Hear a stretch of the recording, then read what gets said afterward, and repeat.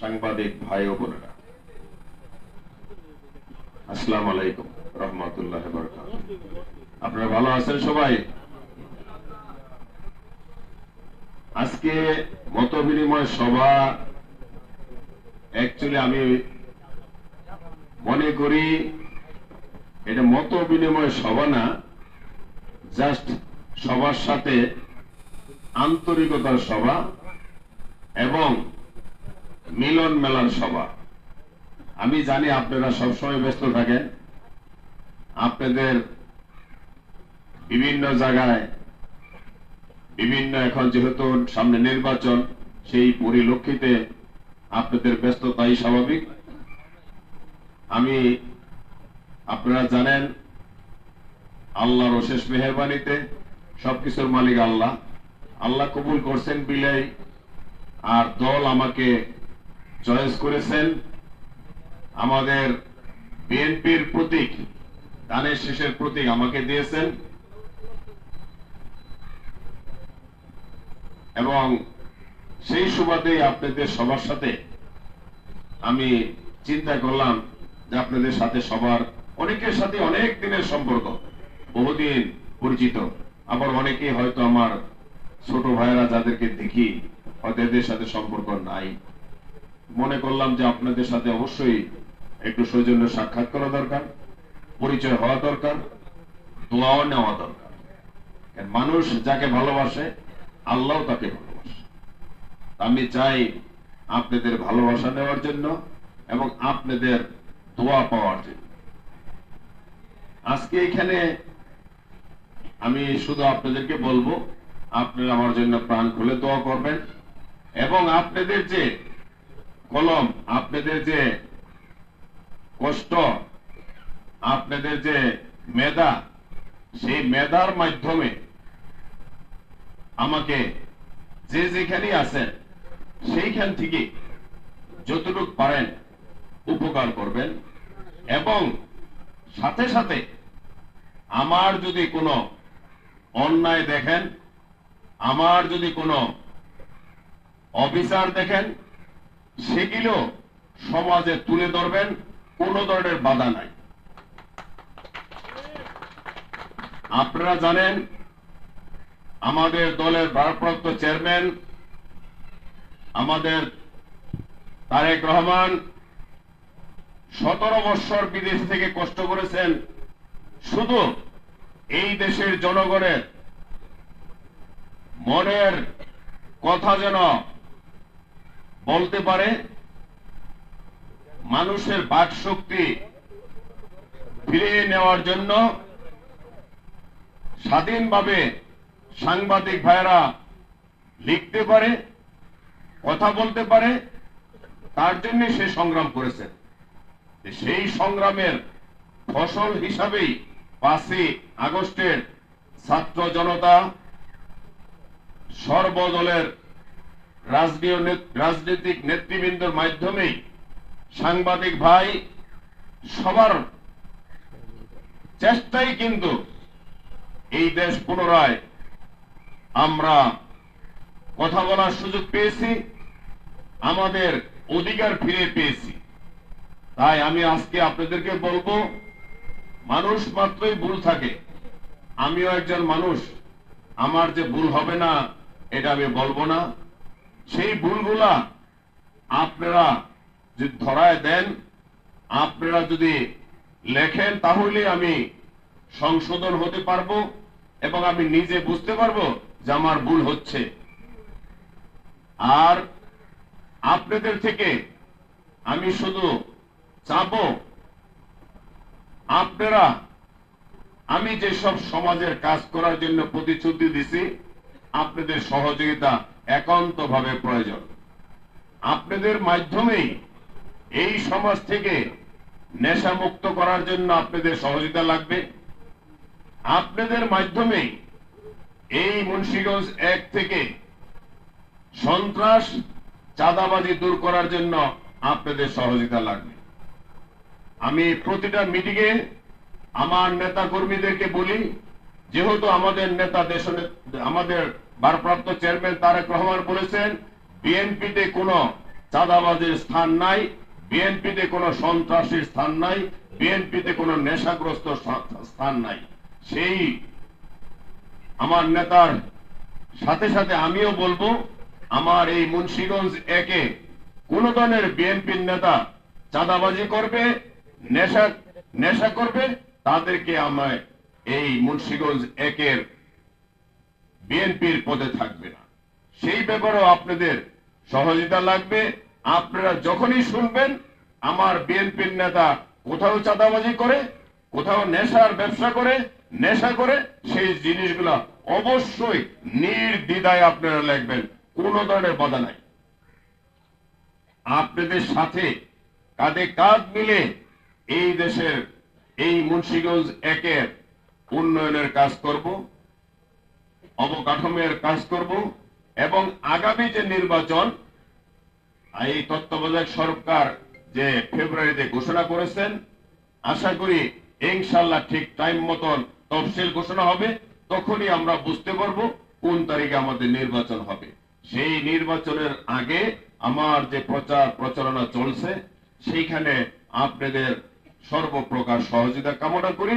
আপনারা আমার জন্য দোয়া করবেন, আপনার ফ্যামিলির জন্য আমার জন্য দোয়া করে, আর আপনাদের জন্য আমার ভালোবাসা এবং দোয়া থাকবে।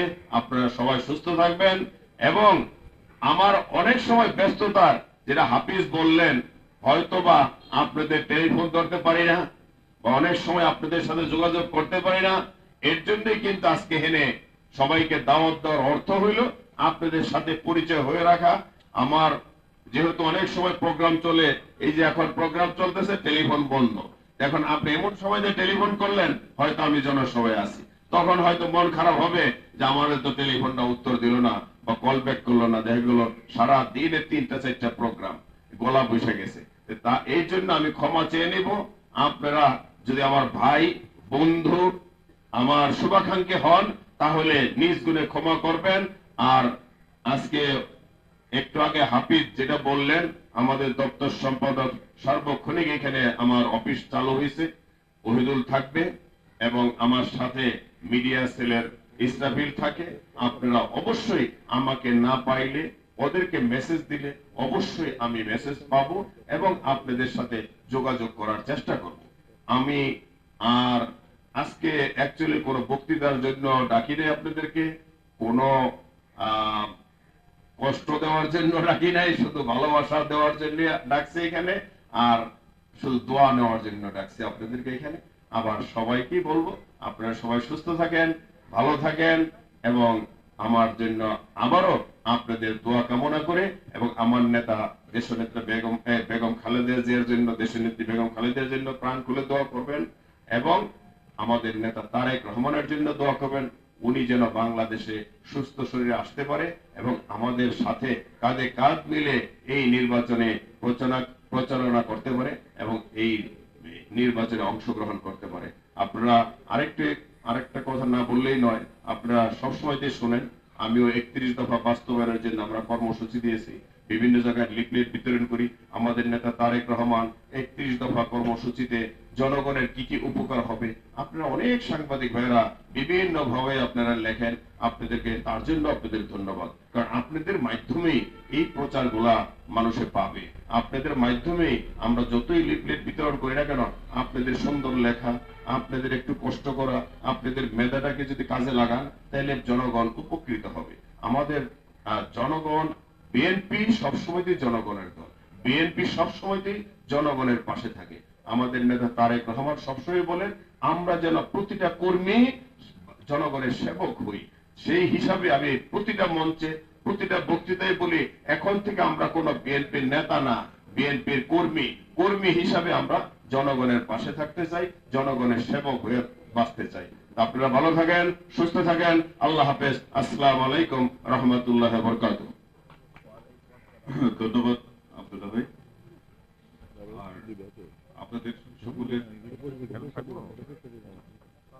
প্রশ্নোত্তর পর্বের পূর্বে আমি কিছু বলে নিই। আপনারা প্রশ্নোত্তর পর্বের পরে যদি আপনারা মনে করেন যে অনুষ্ঠান শেষ, তা না, এরপর আমাদের লাঞ্চ আছে, লাঞ্চ খাবো আমরা সবাই একসাথে। আর আমাদের যে পিআরও টিম, এই পিআরও টিমের সবার হোয়াটসঅ্যাপ নাম্বারটা দিয়ে দিবেন, এবং যারা আজকে আসতে পারেন নাই তাদেরকেও আমরা ইনক্লুড করে নিব এবং আপনারাও সাজেশন দেবেন। বিশেষ করে আজকে পিআরও টিমের যে দুজনের নাম আব্দুল্লাহ ভাই বললেন,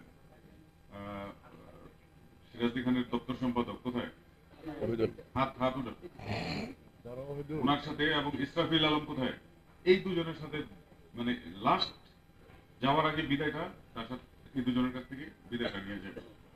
কারণ হয়তোবা আমরা কোনো না কোনো কারণে কারোর সাথে কথা বলার ব্যস্ত থাকতে পারি, দুজন থেকে বিদায়টা আপনারা দয়া করে নিয়ে যাবেন। আমি প্রশ্নোত্তর পর্ব শুরু করব। আপনাদের কাছে অনুরোধ করব, আপনারা যে হাত তুলবেন আমাদের মিডিয়া সেলের ইসরাফিল আলম তার কাছে মাইক নিয়ে যাবে। তো আমরা দ্বিতীয় পর্বে এখন প্রশ্নোত্তর পর্ব শুরু করব। এদিক থেকে শুরু করবো না এদিক থেকে শুরু করবো? বলেন, আপনি বলেন। হ্যাঁ, আচ্ছা, ওপেন, আপনারা শুরু করেন। আসলে আমি তো সেই সুদূর মুন্সিগঞ্জ থেকে এসেছি, এই কারণে শুরুতেই প্রশ্ন করতে চাচ্ছি। আমার নাম ডিস্ট্রিক্টের লোক তো পরে দেয়, আগে তো থানার লোকরা। না, থানার লোক তো সবসময় আপনাকে পাচ্ছে, আমাদের তো পেতে মানা। সেক্ষেত্রে বলতে হয়, আমি একটু পরিচয় আবার দিচ্ছি। আমার নাম জসীমউদ্দিন দেওয়ান, একটা টেলিভিশনে আছি। আমার জানবার বিষয়টা হলো, আপনি দল থেকে মনোনীত হওয়ার পরে একটি বৃহৎ অংশ আপনার মনোনয়ন মেনে নিতে চাচ্ছে না, এবং এই মনোনয়ন প্রত্যাহার করার জন্য তারা জোর তদবির করছে বা মাঠে নেমেছে। সেক্ষেত্রে আপনি কি এ বিষয় নিয়ে কোনো শঙ্কিত কিনা? এক, প্রশ্ন নম্বর 1। দ্বিতীয়ত হলো, এই মনোনয়ন বোর্ডের প্রতি যারা আসলে এই যে আপনার মনোনয়নটা মেনে নিতে পারছে না, মনোনয়ন বোর্ডের প্রতি তারা কি অসম্মান করছে কিনা, এই বিষয়টা আপনি কিভাবে দেখছেন?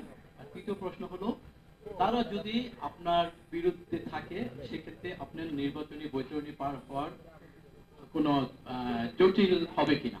ধন্যবাদ। আমি কি একে একে উত্তর দিব নাকি পরে দিব? না, সাথে সাথে। না, বসে। ধন্যবাদ আপনাকে। আপনি যে প্রশ্ন করছেন, অ্যাকচুয়ালি জানেন আমরা নির্বাচন আমাদের নমিনেশন ঘোষণার মানে 2-3 দিন আগে আমাদের গুলশান পার্টি অফিসে পুরো বাংলাদেশেরই ডিস্ট্রিক্ট ওয়াইজে আমাদের নেতা তারেক রহমান একটি সভা করেছিলেন। সেইখানে বলে দিয়েছিলেন যে প্রতিটা কনস্টিটিউশনেই 3-এর অধিক 4, 5, 6 নমিনেশন চাবে, এটাই স্বাভাবিক। কিন্তু নমিনেশন তো দেওয়া হবে একজনকে। যেহেতু আমরা দল করি, দলের প্রতি আমাদের শ্রদ্ধা ভক্তি আছে, দলের নিয়ম আছে, নীতি আছে। আমরা দলের জন্য সবাই কষ্ট করছি, সবাই এই নমিনেশন পাওয়ার উপযুক্ত, কাউকে আমরা ছোট করে দেখব না। আমাদের নেতা তারেক রহমান বলছেন, সেই সুবাদে আমাদের যেহেতু আমরা সবাই এক ফ্যামিলির লোক, একজনকে আমরা দায়িত্ব দিব, আর সবাই যেন আমরা মিলে কাজ করি, এবং যে নমিনেশন পাবে তার চেষ্টা থাকবে যারা নমিনেশন পায় নাই তাদের সাথে সমন্বয় করার জন্য, এবং কোনো ধরনের মিষ্টি বিতরণ হবে না, কোনো ধরনের মিছিল হবে না, কোনো ধরনের আনন্দ ফুর্তি করা যাবে না। সেই সুবাদেই আমাকে যেদিন নমিনেশন ডিক্লেয়ার হয়, সাথে সাথেই আমরা দোয়া করি এবং আমি 2 রাকাত নফল নামাজ পড়ি।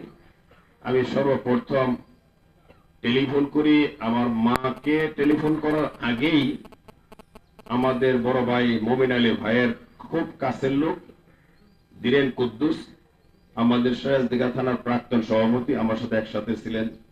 ওনাকে রিং করি যে মমিন ভাই কোথায় আছে, আমি একটু মমিন ভাইয়ের সাথে দেখা করব। আমি শ্রীনগর, তখন ছিলাম শ্রীনগর থানা, সিরাজদিঘা থানা নিমতলাতে আমাদের একটা সমস্ত নেতাকর্মীরা আসছে, ওনাদের সাথে আমরা একটা দোয়া করি এবং সবাইকে বইলা দিয়ে আমরা কোনো ধরনের আনন্দ মিছিল করবো না, কোনো মিষ্টি বা ফুলের মালা দিব না। সাথে সাথে আমি ধীরেন কুদ্দুস সাহেবের বাসায় চলে যাই, মমিন ভাইয়ের সাথে দেখা হয়, তারা আমার সাথে কথা দেয় যে আমরা সমস্ত নেতাকর্মীদের সাথে আলোচনার মাধ্যমে পরবর্তীতে আমরা একত্রতা ঘোষণা করব।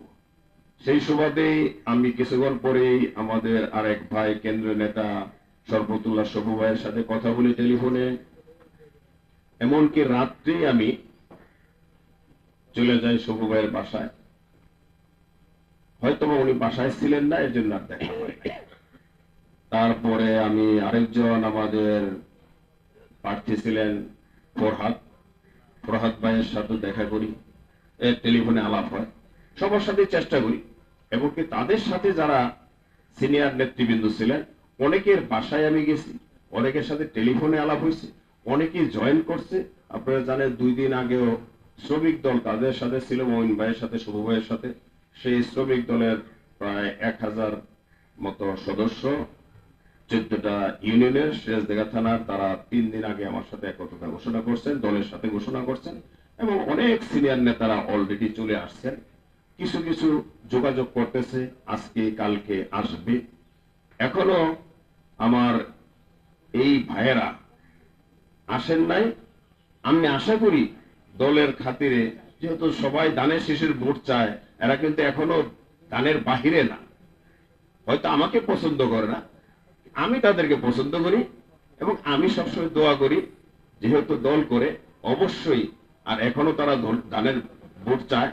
আমি মনে করি হয়তো বা মানুষের মন তো একটু খারাপ থাকে, রাগ হয়, এটা কিছুদিনের ভিতরেই সমাধান হয়ে যাবে। অতি সত্বর ইনশাল্লাহ আমরা একসাথে মিলে কাজ করব। আর আপনি যে প্রশ্নটা করছেন যে তারা যদি না আসে, এখন অ্যাকচুয়ালি আমি বিশ্বাস করি অবশ্যই আসবে, যেহেতু দল করে। আর একদম যেহেতু গণতন্ত্রের অধিকার সবারই আছে, সে যদি একদম না আসে, সেটা আমি মনে করব, যেহেতু আমার দলের সিনিয়র নেতৃবৃন্দ আছে, আমার ভারপ্রাপ্ত চেয়ারম্যান আছেন, তারা অবশ্যই অবজারভেশন করতেছেন, তারা সব ডিসিশন নেবে। এই ব্যাপারে আমি কোনো ডিসিশন নেব না। তবে আমি মনে করি, আমি যেহেতু আপনারা দেখেছেন প্রতিটা দোকানে যাচ্ছি, প্রতিটা স্কুলে বলেন, প্রতিটা মাঠে, যেখানে হোক সবার সাথে গণসংযোগ করতেছি। কালকেও আমাদের 27টা ইউনিয়নের হিন্দু সম্প্রদায়, মাইনরিটি, সনাতন ধর্মের সিনিয়র নেতৃবৃন্দদের সাথে আমাদের মত বিনিময় হয়েছে, এবং তারা আসছিলেন। তারা একটা শুধু সনাতন ধর্মের হিন্দু ঐক্য পরিষদ নামে একটি জনসভার ডাক দিয়েছেন। আমার মনে হয় বাংলাদেশে এটা রেকর্ড। তবে সনাতন ধর্মের সাথে আমার আজকের থেকে সম্পর্ক না, আজকে প্রায় 20-22 বছর আগেও আমার ডাকে আপনারা অনেকেই ছিলেন, হয়তো বনানীতে একটা অনুষ্ঠান হয়েছিল শুধু সনাতন ধর্মীদের নিয়ে। সেইখানে ম্যাডাম খালেদা জিয়া উপস্থিত ছিলেন। সেইখানেও কিন্তু 5-7 হাজার হিন্দু সম্প্রদায়ের লোক আমার এই বনানী অনুষ্ঠানে গেছিলেন। তখন থেকেই তারা আমাকে ভালোবাসে, আমিও তাদেরকে ভালোবাসি। সেই সুবাদেই আগামী 29 তারিখে শেখরনগর মাঠে মহাসমাবেশে তারা ডাক দিয়েছে, এবং তারা কালকে ডিক্লেয়ার করছে প্রতিটা ইউনিয়নের 27টা ইউনিয়ন থেকে তারা আসবে, এবং 27টা ইউনিয়নের হিন্দু সম্প্রদায় সবাই একত্রতা ঘোষণা করে আমার জন্য ওপেন তারা মাঠে নামবে। এইভাবে ইনশাল্লাহ আমি মনে করি না, আল্লাহর উপরে ভরসা রেখে, সবকিছুর মালিক আল্লাহ, যে নির্বাচনের কোন ধরনের সমস্যা হবে। Next question. আশা করি বুঝতে পারছেন। ধন্যবাদ আপনাকে। আসসালামু আলাইকুম। আমি একটা বিষয় একটু জানতে চাচ্ছিলাম আপনার কাছে, সেটা হচ্ছে যে আমরা যতটুকু জানি যে সারা বাংলাদেশে যাচাই বাছাই করে 260 জনকে পর্যন্ত মনোনয়ন দেওয়া হয়েছে বিএনপি থেকে। কিন্তু আমরা এই মুন্সিগঞ্জ এক আসনে গতকালকে একটা সমাবেশের মধ্য দিয়ে সেখানে দাবি করা হয়েছে যে তফসিল ঘোষণার পরে চূড়ান্ত মনোনয়নপত্র দেওয়া হবে। তফসিল ঘোষণার পরে তো এখন আসছে, এটা কি প্রাথমিক, এই জায়গা থেকে দাবি করা হয়েছে। এই বিষয়টা একটু আসলে আপনি আসলে ক্লিয়ার করবেন, কারণ জনগণ ভোট খুব নিকটেই, এবং সেই জায়গাটায় জনগণ আপনাকে কেন ভোট দিবে এবং আপনি নির্বাচিত হওয়ার ব্যাপারে কতটুকু আশাবাদী, সেই বিষয়টা যদি একটু ক্লিয়ার করতেন। ধন্যবাদ আপনাকে। একটু আগে ওই প্রশ্নই ছিল একই ধরনের বলতে গেলে।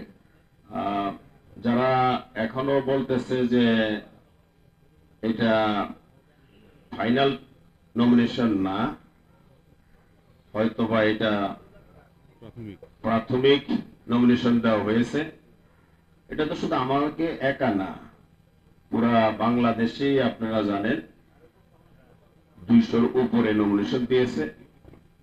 দল অবশ্যই ভালো বোঝে আমার চেয়ে। দল যখন নমিনেশন দিয়েছে তখন যাচাই বাছাই করে দিয়েছে। তারপরেও যদি দল কোনো ডিসিশন নেয়, অবশ্যই আমি দলের প্রতি শ্রদ্ধা রাখব এবং আছে, বিগত দিনেও ছিল, সামনেও থাকবো ইনশাল্লাহ। আমি আমার ভাইদেরকে কয়েকটা মঞ্চ থেকেই তাদেরকে আহ্বান করছি, টেলিফোন করে কথাও বলছি যে আপনারা যদি মনে করেন এই নমিনেশন ঠিক হয় নাই, তফসিল ঘোষণার আগ পর্যন্ত চেষ্টা করবেন। আসেন আমরা একই মঞ্চে দাঁড়াই। যেহেতু আপনারাও দানের শীষের ভোট চান, আমিও দানের শীষে ভোট চাই। আমাদের কাজটা তো এক, তাহলে কেন আমরা আলাদা প্ল্যাটফর্মে থাকব? একই প্ল্যাটফর্মে দাঁড়াই, এইখান থেকেই দানের শীষের আহ্বান করি, জনগণকে দাওয়াত দেই। নমিনেশন দেওয়ার মালিক কে? আল্লাহ। তারপরে দল ডিসিশন নেবে। যদি কোনো পরিবর্তন হয়, আমি কথা দিতেছি আপনাদের মধ্যে থেকে যে নমিনেশন পাবে তার সাথে আমি আছি। এবং আমার এই 28টা ইউনিয়নের আপনারা জানেন, প্রতিটা অঙ্গ সংগঠন থেকে নিয়ে মূল দলের প্রতিটা কমিটি আমার সাথে আছে।